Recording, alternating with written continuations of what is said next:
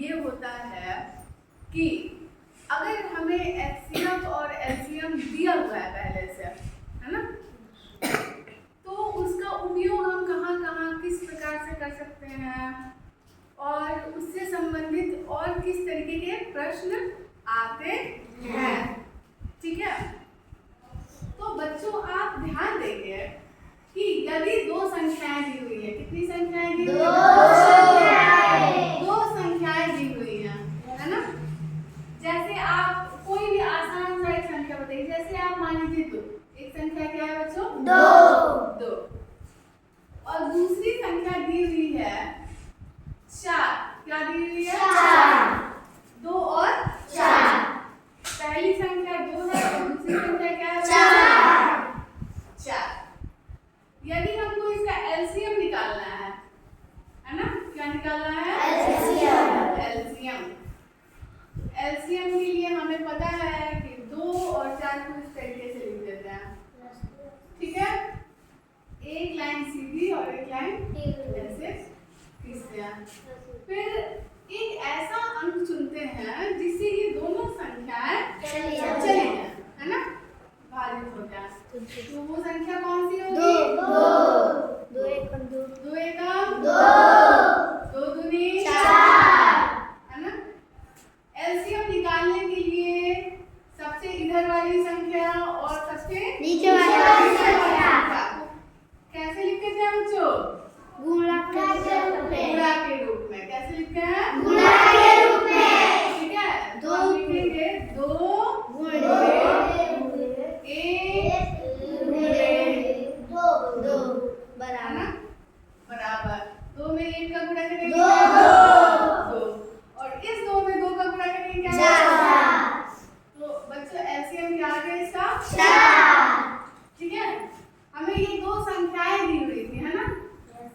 ये पहली संख्या और ये दूसरी संख्या। ऐसे ही बनाया है। फिर देखोगे एलसीएम हो गया ना। अब देखोगे एचसीएफ, है ना। एचसीएफ के लिए हम लोग भाग विधि का प्रयोग किए थे कि यदि दो संख्याओं का हमें एचसीएफ निकालना है ना। क्या निकालना है बच्चों? एचसीएफ। तो जो छोटी संख्या होगी वो कहाँ जाएगी? बाहर, है ना, और बड़ी संख्या अंदर। अब क्या करेंगे? भाग देंगे। ठीक है, 2 दूनी 4, ये पूरा चला गया ना। अब हमने पढ़ा कि एचसीएफ क्या होता है? 0 हो गया, ये शेषफल है ना। एचसीएफ क्या होगा? 2, इस साइड वाला 2, है ना। ठीक है, ये तो हो जाएगा क्या बच्चों? एचसीएफ। तो यहाँ हम लिखेंगे HCF बराबर 2। ठीक है। अच्छा, ये तो एक नियम है ना, एक नियम है, ध्यान से देखोगे। यदि हमें दो संख्याएं दी हुई हैं, कितनी संख्याएं दी हुई है? 2 संख्याएं दी हुई हैं, है ना, और उनका एलसीएम दिया हुआ है और एचसीएफ दिया हुआ है। तो हम देखेंगे पहली संख्या में दूसरी संख्या का अगर गुणा करते हैं, पहली संख्या में दूसरी का गुणा करते हैं, तो यहाँ क्या आया बच्चों? दूसरों को 8। क्या आया? 8। तो ये बराबर होगा एलसीएम और एचसीएफ के गुणा से। एलसीएम कितना आया? 4 और एचसीएफ कितना आया? 2। 4 दूनी 6, 4 दूनी 6, गुणा कितना है? 4 दूनी 8, है ना। तो हम लिखेंगे पहली संख्या या प्रथम संख्या, प्रथम क्या बच्चों? हाँ, दोनों संख्याओं में ये प्रथम संख्या, ये दूसरी संख्या, है ना। प्रथम संख्या, है ना, यहाँ ऐसे लिख दिए संख्या, ये मानेंगे आप संख्या लिखा हुआ है। ठीक है, में किसका गुणा करें अगर? 4 कौन सी संख्या? दूसरी संख्या, है ना।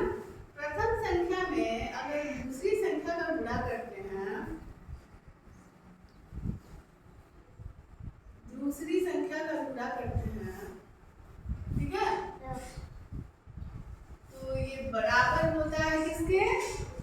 एलसीएम गुणे एचसीएफ, एलसीएम गुणे एचसीएफ। आई बात समझ में? तो आप ये चीज याद रखेंगे और ध्यान रखेंगे कि यदि दो संख्याएं हमें दी हुई हैं, है ना? कितनी संख्याएं दी हुई? दो संख्याएं। तो और उन दोनों संख्याओं का एलसीएम और एचसीएफ दिया हुआ है ना? तो उन दोनों संख्याओं का गुणा करने पे, है ना, उन दोनों संख्याओं का गुणा करने पे जो वैल्यू आएगी या जो मान आएगा वो एलसीएम और एचसीएफ का जब गुणा करेंगे उसके क्या होगा? बराबर होगा। आगे ये बात समझ में? ठीक है। जैसे हम एक दूसरा उदाहरण लेते हैं। मान लीजिए ये जो संख्या है ना, ये 2 और 4 की जगह, ठीक है बच्चों, 2 और 4 की जगह ले लेते हैं। आप बताएंगे, कोई संख्या बोलिए। आप पहली संख्या क्या लेते हैं? 8। और दूसरी संख्या 5 ले लिए ना? चलिए ठीक है, 5 लेते हैं। ठीक है। अब एलसीएम निकालते हैं। ठीक है, एलसीएम निकालेंगे। यहाँ रखें 8 और यहाँ रखें 5। क्या ये किसी संख्या से जाएगा? नहीं जाएगा, है ना? तो नहीं जाएगा तो चलिए 1 से लेके चले जाते हैं। 1 अठे 1 बचे 5। आगे बात समझ में? अब एलसीएम निकालने के लिए सबसे इधर वाली संख्या और सबसे नीचे वाली संख्या को क्या करते हैं? गुणा के रूप में लिखते हैं। 1 गुणे 8 गुणे 5।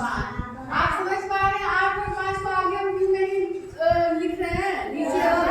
क्योंकि इसमें कुछ कॉमन नहीं है। मतलब कॉमन होने का मतलब कि कोई ऐसी पहाड़ा हम पढ़ेंगे, कोई भी ऐसी पहाड़ा नहीं है जिसमें 8 और 5 आ जाए। आई बात समझ में? 1 में 8 का गुणा किए क्या आया? 8। 1 में 8 का गुणा करने पे 8 बचे 40। तो यहाँ एलसीएम क्या आया बच्चों? 40, है ना? चलिए एचसीएफ देखते हैं। एचसीएफ देखने के लिए हमने देखा कि बाहर जो है कौन सी संख्या होती है? छोटी वाली या बड़ी वाली? छोटी वाली, है ना? तो यहाँ 5 और 8 में छोटी संख्या कौन? 5। और अंदर क्या रखेंगे? 8, है ना? चलिए इसको विभाजित करते हैं, है ना? भाग करते हैं। 5 एकम 5। 8 में से 5 गया 3। ठीक है। अब क्या यहाँ शेषफल शून्य आया? नहीं आया। फिर से इसको ऐसे ही ले जाएंगे, है ना? बताया गया था आपको ना? यहीं से ले जाते हैं और इस 5 को यहाँ उतार देते हैं। ठीक है, कोई दिक्कत नहीं? 3 एकम 3, है ना? ये एक आसान प्रक्रिया है एचसीएफ और एलसीएम निकालने का। 5 में से 3 क्या बचा? 2। क्या यहाँ शेषफल शून्य आया? नहीं। तो यहाँ फिर ऐसे भाग कैसे कर देंगे और 3 उतार लेते हैं। आई बात समझ में? 2 एकम 2। 3 में से 2 गया 1। क्या यहाँ शून्य आया बच्चों? नहीं। फिर क्या करेंगे? भाग निकालेंगे, है ना? और उतारेंगे क्या? 2। 1 दूनी 2, है ना? 2 में से 2 गए बच्चों? 0। अब छूट जाएगा ना? अब बताइए एचसीएफ क्या होगा? एलसीएम की एचसीएफ? एचसीएफ क्या है बच्चों? 5, 3, 2 या 1? क्या आएगा? 1। तो हम लिखेंगे यहाँ पे HCF बराबर 1, है ना? हमने पढ़ा है कि प्रथम संख्या जो कि यहाँ क्या है? 8। प्रथम संख्या क्या है बच्चों? 8। और दूसरी संख्या क्या है? 5। तो प्रथम संख्या की जगह 8 लिखते हैं और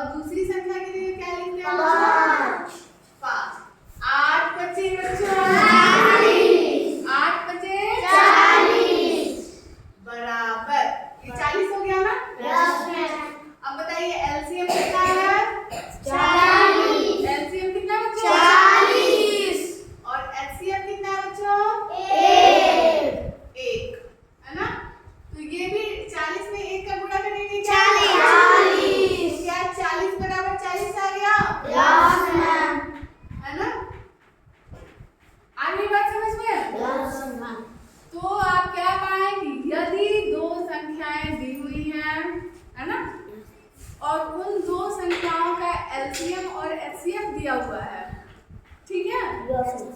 तो प्रथम संख्या गुणे दूसरी संख्या, है ना।